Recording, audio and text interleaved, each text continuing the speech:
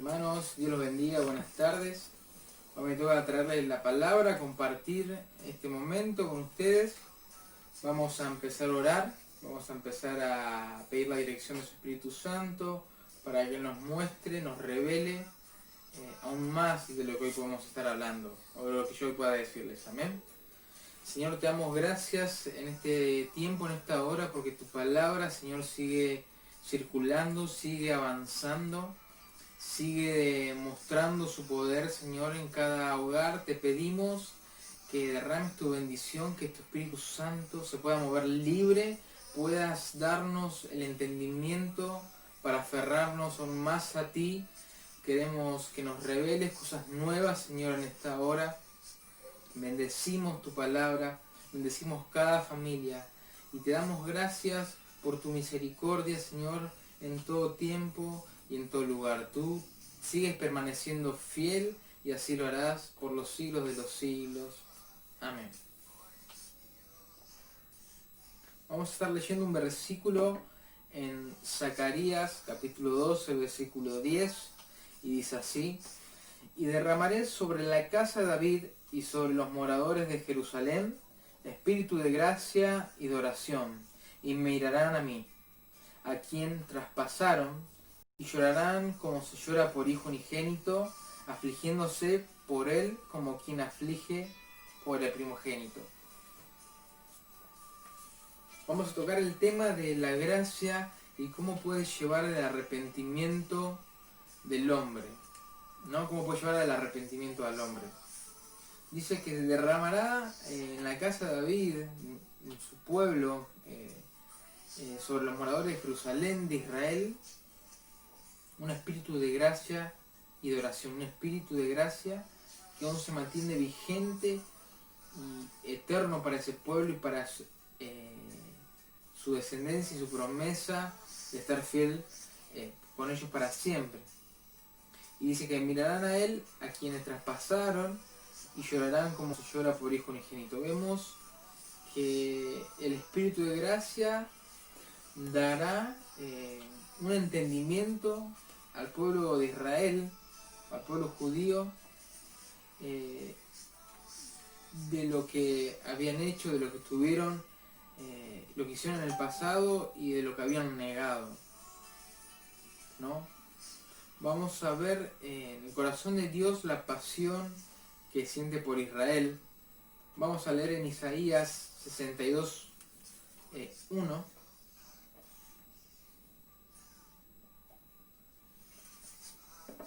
Y dice: por amor de Sión no callaré, y por amor de Jerusalén no descansaré hasta que salga como resplandor su justicia y su salvación se encienda como una antorcha. Vemos que la salvación es una promesa que Dios también le tiene al pueblo de Jerusalén, a Sión, y que no lo descansará hasta que encienda como una antorcha ese fuego sobre ese pueblo.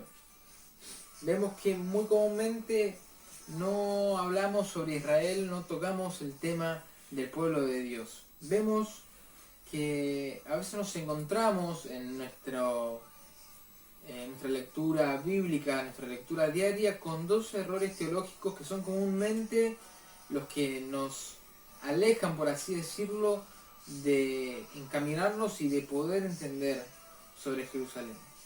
Tenemos por un lado la teología del reemplazo, así llamada, y por otro lado la teoría de judaizar. Por un lado tenemos la teoría del reemplazo. ¿Qué es lo que dice? Dice que como Israel ya falló como pueblo, que los planes de Dios con los judíos ahora quedaron descartados y la iglesia toma su lugar. Y que la iglesia sería la Israel nueva, moderna, Israel espiritual en estos tiempos. Y no es así. Y vamos a explicarlo por qué.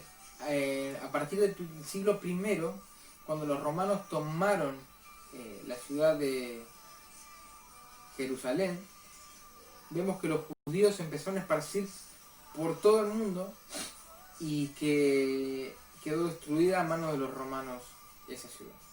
Por ende, en las iglesias primitivas, donde empezaba a surgir en el primer siglo eh, los nuevos cristianos, los primeros cristianos, en esa era vemos que no se encontraba físicamente Israel en ese momento. Vemos que no se encontraba un lugar físico donde se pudiera encontrar el pueblo de Dios de Israel. Por eso se creyó que la iglesia, por los errores de los judíos también, sería la que reemplazaría a sus promesas y a lo que Dios tenía primeramente para Israel. Pero vemos que durante 2000 años no hubo existencia de Israel, sino hasta 71 años recién que se volvió a crear el Estado de Israel. Y hace 50 años pudo volver a tomar su capital, Jerusalén. Vemos como las promesas de los últimos tiempos, en donde la palabra de Dios nos muestra que en los últimos días, antes de la venida de Jesús, se iba a restaurar literalmente el pueblo de Israel, y como pasó ya hace 71 años, que ahora se conformó el Estado de Israel. Es una palabra, una profecía que se cumple para estos tiempos. Y vemos cómo de manera milagrosa fue ese resurgimiento de este pueblo. Después de ver la nueva construcción de Israel y de la teoría del reemplazo, vemos la teoría judaizante, de los judaizantes, que dice aquellos que interpretan que amar a Israel es adoptar su cultura, sus costumbres, sus rituales, sus fiestas. Dice que ahora, como ya no somos gentiles, ahora somos judíos, todos judíos. Pero la Biblia no dice eso. Fue un debate en la iglesia primitiva, esto que llevó cuando el Evangelio empezó a aclarar, a atrapar, a llevar a los gentiles a Dios, ¿no? Por eso mismo hay que tener cuidado con estas teorías de reemplazo, de que la iglesia ahora toma un lugar que no le corresponde, porque después vamos a ver más adelante que se ven diferenciadas estas dos posturas. El amor que debemos desarrollar por Israel no es romántico ni cultural, sino que es espiritual, y que eso nos transforma en herramientas en mano de Dios. Vemos también que Dios tiene un celo muy grande por Israel. En Zacarías capítulo 1, versículo 14, dice así: y me dijo el ángel que hablaba conmigo, clama diciendo, así ha dicho Jehová de los ejércitos, celé con un gran celo a Jerusalén y a Sión. Sabemos que uno cela aquello que ama. ¿Y cuál es este gran celo inmenso que debe ser del corazón de Dios hacia Israel? No alcanza con entender lo que dice la palabra o tener un pensamiento positivo sobre Israel. Se necesita clamar hasta sentir ese celo que Dios siente por su pueblo que Él escogió, ¿no? Dice, hay muchas bendiciones que recibimos cuando empezamos a amar todo lo que Dios ama. Y cuando amamos, más adelante vemos que cuando aún amamos a Israel, se desata una prosperidad especial en nuestras vidas. Y no hablamos de una prosperidad, de una bendición económica o de dinero, sino una prosperidad del cual la mayor riqueza que tenemos es la de descubrir la revelación de nuestro Dios aún más. Sabemos que cuál es el origen de Israel. Israel se origina, la nación, diferente de los reinos, se originó de un hombre llamado Abraham. Dios viene con una promesa a Abraham de una descendencia a través de un pacto. Él lo llamó, lo sacó de la tierra, lo santificó, hizo un pacto con sangre con él. Y de a través suyo determinó una nación a la cual él iba a poder impartirle revelación directamente de su corazón, su mente, sus planes, la luz que iba a llevar Dios a la tierra a través del pueblo judío. Vemos en Génesis capítulo 12, versículos 2 y 3, haré de ti una nación grande y te bendeciré. Haré famoso tu nombre y serás una bendición. Bendeciré a los que te bendigan y maldeciré a los que te maldigan. Por medio de ti serán bendecidas todas las familias de la tierra. Dios escogió una familia y una ciudad entre todas las familias y ciudades de la tierra, que fue Israel. Y su ciudad para siempre será Jerusalén. Y su promesa como para nosotros es eterna. Y su gracia como para nosotros y para su pueblo también va a ser eterna. Por eso, porque Dios no es hombre para mentir, ni es hombre para arrepentirse de las promesas que Él dice y que cumplirá, ¿no?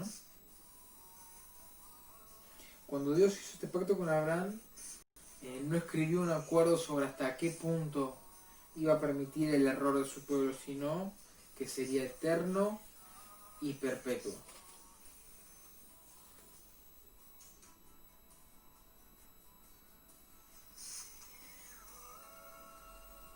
Vemos que el amor que Dios tiene para su pueblo es inmenso, pero aún así su pueblo siempre se vio en dirección contraria a la voluntad de nuestro Dios. Aún así Él intentó enviar reyes, intentó enviar jueces, hasta utilizó a sus enemigos para hacer que su duro corazón se ablandara, reaccione. Y a pesar de las rebeliones y de la constante idolatría, eligió ese pueblo para darnos al Salvador de la humanidad. De esa nación salió el Mesías, el Redentor, Jesucristo, el hombre escogido del linaje de David, y vino a cumplir su pacto con el cual le hizo Abraham.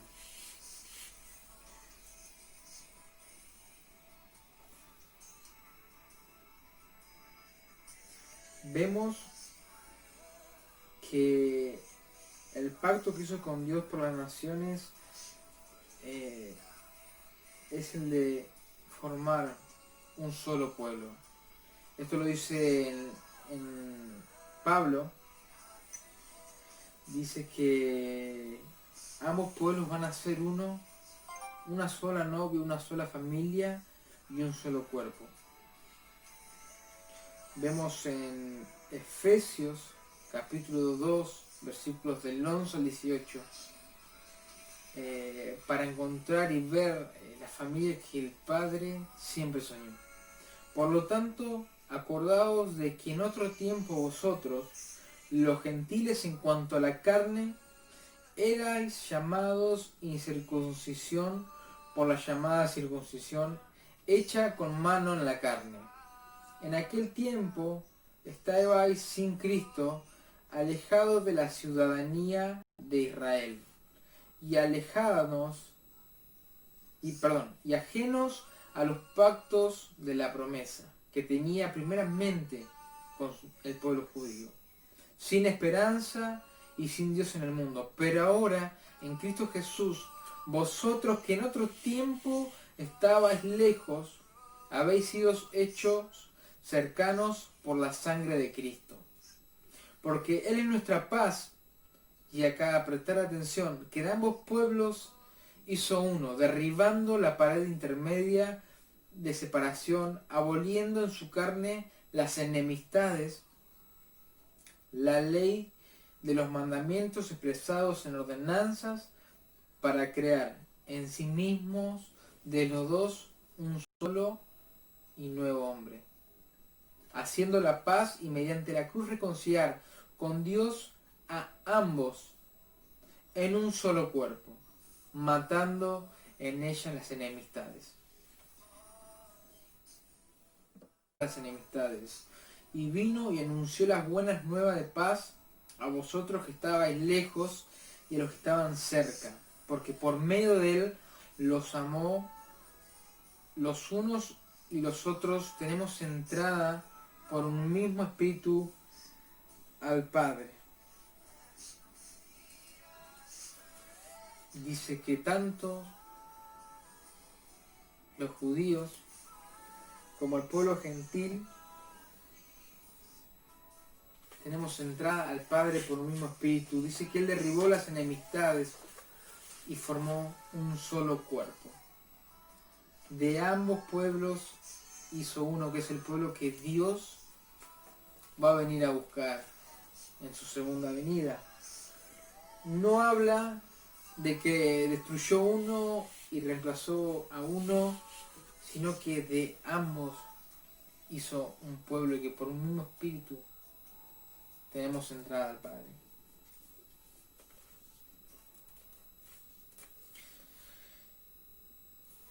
La iglesia en este tiempo, la iglesia en sí mundial, debe romper ese molde que lo encierra y entender que la salvación debe volver a ellos, debe volver al pueblo judío. Porque de ambos, Cristo es un solo pueblo. Y dice que Dios, aún en este día, tiene propósitos con Israel.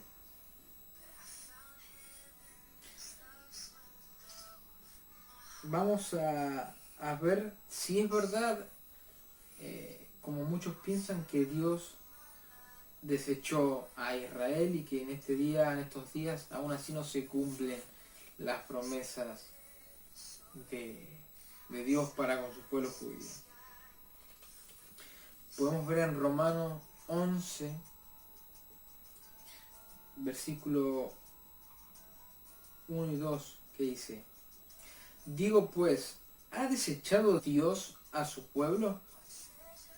En ninguna manera. No ha desechado Dios a su pueblo, al cual desde antes conoció. Entonces, ¿por qué la gente cree que Dios terminó con ya Israel? Vemos ahora, para seguir descubriendo el plan de Dios que tiene con Israel, en Romanos, el mismo capítulo 11, versículos 11 y 2, a ver qué nos dice. Dice: digo pues, ¿han tropezado los de Israel para que cayesen? En ninguna manera, pero su transgresión vino la salvación a los gentiles. Repito, pero por su transgresión vino la salvación a los gentiles, para provocarles a celos. Y su transgresión es la riqueza del mundo, y su defección la riqueza de los gentiles, cuanto más aún su plena restauración.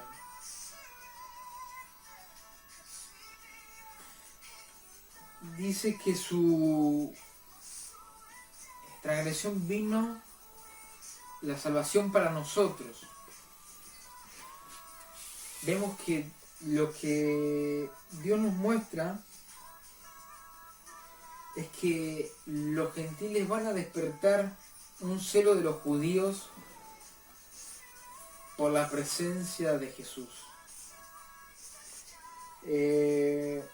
Muchas agencias misioneras dicen que para la próxima década, aproximadamente, el Evangelio va a llegar a todas las partes del mundo.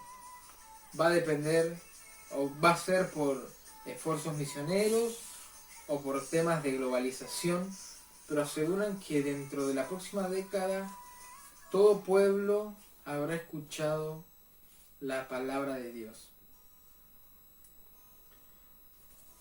Entonces vemos que la salvación nuestra, una vez que se haya cumplido el esparcir su palabra, va a estar despertando un deseo en los judíos por Jesús, porque ellos van a mirar a una iglesia mundial y van a decir qué es lo que ellos tienen, por qué han aceptado al Mesías judío que nosotros rechazamos, y qué es esa clase de amor, de pasión y de poder que es el que portan, ¿no? Jesucristo mismo había declarado que los judíos iban a ser esparcidos por todo el mundo. Y también declaró esto que ahora vamos a leer a los líderes judíos. Una promesa que es una declaración para estos últimos tiempos y por cuál es la importancia de amar a Israel y por qué Dios aún así con su gracia va a lograr el cometido de que las personas se arrepientan, de que su pueblo se arrepienta, únicamente por su gracia, como con nosotros, que por su gracia nos arrepentimos, tuvimos entendimiento, conocimiento de las cosas que no convenían hacer y de las cosas que Dios ama y que Dios da valor.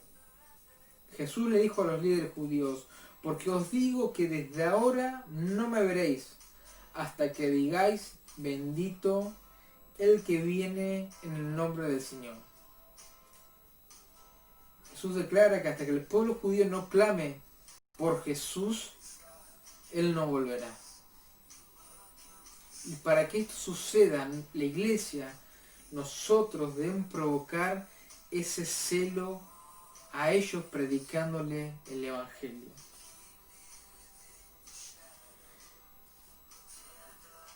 Dice que la transgresión que ellos de Israel, que fue su riqueza, la riqueza del mundo, dice que su dureza trajo a nosotros un beneficio. Dios los endureció para nuestro beneficio. Dice que la iglesia tiene que tomar una postura de adoración, de intercesión y de predicación al pueblo judío, y que esa va a ser una de las ofrendas de amor que la iglesia gentil va a poder darle al Padre antes del regreso de Jesucristo. Entonces dice que si dice que la transgresión fue para beneficio de nosotros, ni siquiera podemos dimensionar, podemos imaginar las riquezas que traerá a todas las naciones la plena restauración de Israel. Si su transgresión fue en beneficio de nosotros, ¿y qué beneficio sino más que la salvación, la redención? ¿Qué riquezas traerá la restauración total de Israel en los últimos tiempos? Esta es una de las razones por la cual oramos por Israel, o por las cuales tenemos que orar, y por la cual clamamos justicia y salvación. Dice que cuando los judíos vuelvan a Dios, se va a desatar una bendición inmensurable en el resto de las naciones. Y ahora nos damos cuenta por qué Satanás cree que la iglesia quiere que la iglesia crea que Dios rechazó al pueblo de Israel. Porque si queremos ver un avivamiento en las naciones, debemos clamar por Israel. Porque cuanto más el resurgimiento y las riquezas que tienen para las naciones, el pueblo de Israel resurgido, por eso es el clamor. Por eso Satanás sabe bien que si nosotros clamamos y si vemos que ese pueblo vuelve a Dios, él está totalmente perdido. Y mientras nosotros vamos ganando terrenos en las distintas naciones, en América, en Europa, en Asia, en los distintos continentes, ¿no? Pero mientras que no toquemos a Israel, él va a estar seguro de que aún su reino no va a ser destruido. Vamos a leer en versículo de Romanos, capítulo 11, el capítulo 11, versículo 25 y 26, que dice: porque no quiero, hermanos, que ignoréis este misterio, para que no seáis arrogantes en cuanto a vosotros mismos, que ha acontecido a Israel endurecimiento en parte, hasta que haya entrado la plenitud de los gentiles, y luego todo Israel será salvo, como está escrito. Lo dice el Pablo en Romanos, dice que en parte el pueblo de Israel fue endurecido hasta que nuestra plenitud se haya cumplido. Cuando nuestra plenitud se haya cumplido, ahí es cuando nosotros debemos profundizar en Israel, en Dios. Pero si no profundizamos o no nos comprometemos a descubrir este misterio de Israel, dice que nos vamos a volver orgullosos y arrogantes en cuanto a la salvación. Vamos a creer que nosotros somos herederos únicamente de la salvación, pero la palabra y nuestro Dios nos dice completamente algo contrario, que Él siga amando a ese pueblo, que nosotros somos la más forma de que ellos vuelvan, porque de todas las ciudades, de todas las familias, Él escogió a una. Y que a base de endurecimiento, de transgresión de ese pueblo escogido, vino a nosotros un beneficio de la salvación. Y enfocarnos y no estar orgullosos y arrogantes de la salvación, porque si Dios también no perdonó a muchos judíos arrogantes por su arrogancia, tampoco perdonará a los gentiles que rechazan este plan de Dios para su pueblo. Y entonces, ¿qué tarea está en nuestras manos?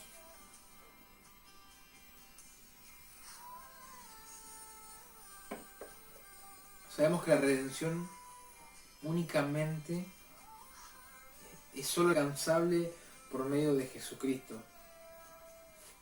Entonces entendemos que la única forma que se cumpla esta profecía es a través de los cristianos. Nosotros tenemos en nuestras manos el poder de una resurrección total de un pueblo y de sus riquezas a todas las naciones. De poder llevar a los judíos de nuevo a Dios y a Dios unir de nuevo con su pueblo amado.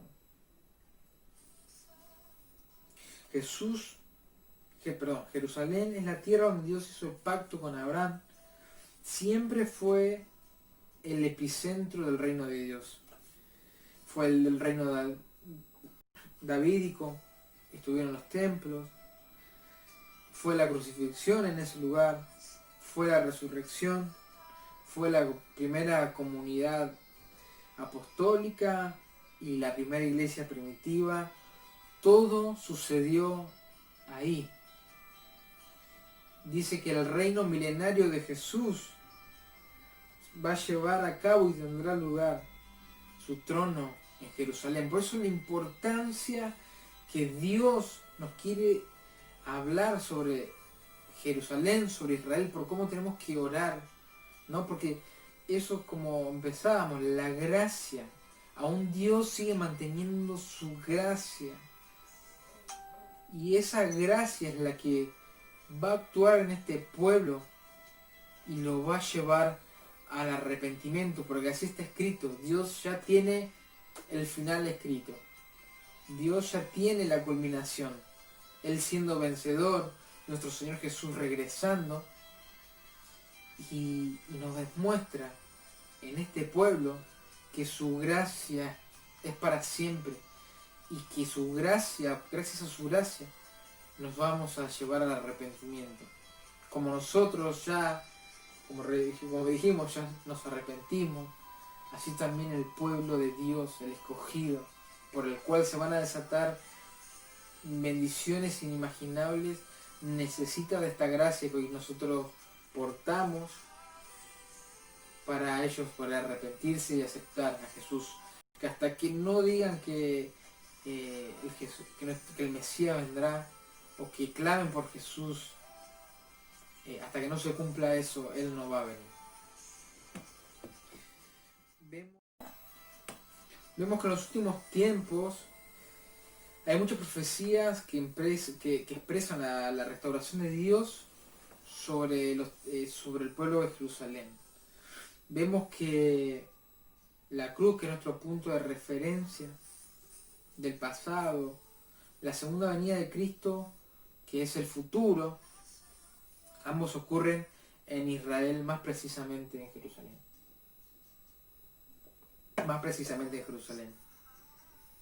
Vamos a estar leyendo unos versículos de cuál expresa la restauración de Dios en los últimos tiempos sobre Jerusalén. Vamos a leer Zacarías, capítulo 8, versículo 3, y dice: Yo he restaurado a Sión y moraré en medio de Jerusalén. Y Jerusalén se llamará ciudad de la verdad, y el monte de Jehová de los ejércitos, monte de santidad. Tenemos también en Jeremías capítulo 3, versículo 17. En aquel tiempo llamarán a Jerusalén trono de Jehová, y todas las naciones vendrán a ella en el nombre de Jehová en Jerusalén, ni andarán más tras la dureza de su malvado corazón. Y después tenemos Mateo 5:35. Ni por la tierra, porque es el estrado de sus pies, ni por Jerusalén, porque es la ciudad del gran rey. Vemos como Jerusalén es la ciudad de Dios. Vemos que en Apocalipsis también Dios dice que hará tabernáculo con los hombres. Él vendrá a vivir con los hombres en esta tierra, en una nueva tierra, que será en la ciudad de Jerusalén. Isaías 62, versículo 7 dice: Ni le deis tregua hasta que restablezca a Jerusalén y la ponga por alabanza en la tierra. Isaías 60:15 dice: En vez de estar abandonada y aborrecida, tanto que nadie pasaba por ti, haré que seas una gloria eterna, el gozo de todos los siglos. Y el Salmos 48:2: Hermosa provincia, el gozo de toda la tierra, es el monte de Sión, a los lados del norte, la ciudad del gran rey. Y como así vemos que el amor de Dios y los ojos siguen estando sobre esta ciudad, y que hay promesas, que hay profecías que se cumplen una vez que Dios vuelva a unirse con su pueblo. Vemos que los ojos del diablo siguen muy de cerca también a Jerusalén. Dice que Satanás y sus ángeles detestan la ciudad de Dios y su restauración. Sabes que si los judíos son restaurados, significa que será destruido para siempre. Porque aunque esté perdiendo terreno, como habíamos dicho, en otras naciones, mientras no nos metamos con Israel, Jerusalén, Él puede seguir operando. Jesús vendrá una vez que este pueblo pida por Él, una vez que nosotros podamos generar ese celo, como dijo Pablo, para que ellos se vuelvan a unir con Dios. Vemos lo que Dios siente por Israel. Vemos lo que Dios anhela por Israel. En Isaías capítulo 62, versículos 4 y 5, esta es una versión NBI, dice, ya no te llamarán abandonada, ni a tu tierra la llamarán desolada, sino que serás llamada mi deleite. Dios llamará a esta tierra deleite, su deleite será. Y tu tierra será llamada mi esposa, porque el Señor se deleitará en ti, y tu tierra tendrá esposo. Como un joven que se casa con una doncella, así él te edifica, así el que te edifica se casará contigo. Como un novio se regocijará por su novia, así tu Dios se regocijará por ti.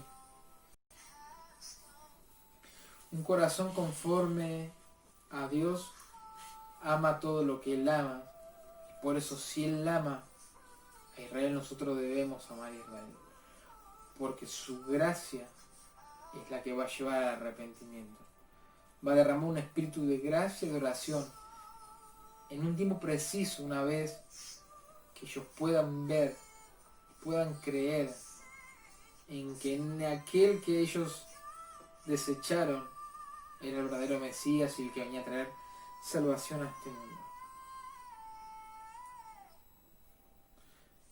Dios no está buscando personas que sean religiosamente correctas en lo que hagan, sino que sean intensamente apasionadas. Y una de las pasiones que despierta la gracia, que despierta a Dios, es la pasión por Israel. Vamos a estar terminando este versículo y una promesa para nosotros en el Salmo 122:6. Dice, pedid por la paz de Jerusalén, sean prosperados los que te aman. Amén. Vemos que la gracia del Señor está sobre el pueblo que aún no lo acepta. Sabemos que por nuestra gracia, por su gracia, nosotros fuimos hechos nuevos, nos pudimos arrepentir, pudimos encaminar una nueva vida, y eso es lo que Él aún anhela. Y profecías que aún se tienen que cumplir para que Él venga en estos últimos tiempos. Vemos como todo se está cumpliendo literalmente, cómo resurge Israel en estos últimos años y cómo aún falta que Dios pueda unirse nuevamente. Sabemos que la herramienta que tenemos en nuestras manos es la de la reconciliación, el de generar este celo, gracias a que Dios nos permite inundarnos en esta gracia. Hermanos, damos gracias por esta palabra y los bendigo en el nombre de Jesús. Que esta bendición sea para toda su familia. Les mando un saludo. Amén.